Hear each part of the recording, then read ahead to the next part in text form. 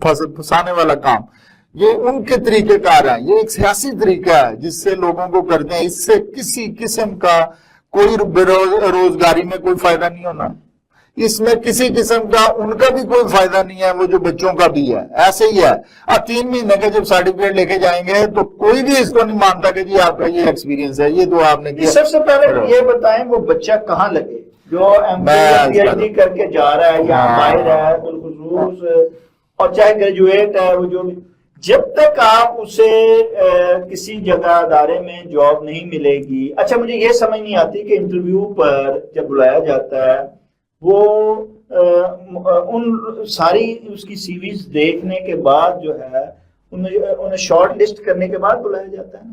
پھر مجھے بتائیں وہ شارٹ لسٹ کرنے کے بعد وہ کیوں پوچھا جاتا ہے کہ تمہارا ایکسپیرینس کیوں نہیں ہے اور اسے ریجیکٹ کر دیا جاتا ہے. یہ کیا وہ سی وی میں شارٹ لسٹ کرتے ہوئے یہ چیزوں کو نہیں دیکھتے ہیں؟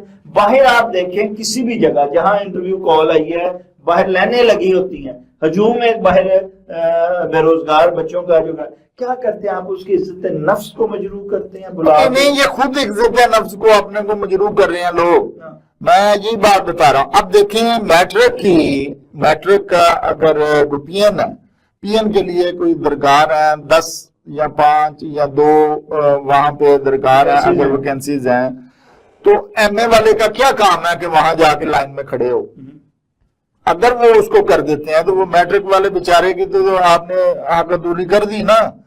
اب آنے والا وہاں پہ وہ کھڑا ہوتا ہے، آپ کو لینے لگی ہوں گی جنہوں نے ماسٹر کیا ہوا ہے.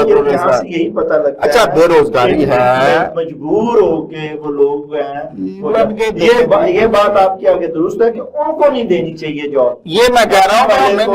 یہ کہتے ہیں کہ جو دیکھو جی ساڑھے اس پہ تو مرنا چاہیے. نہیں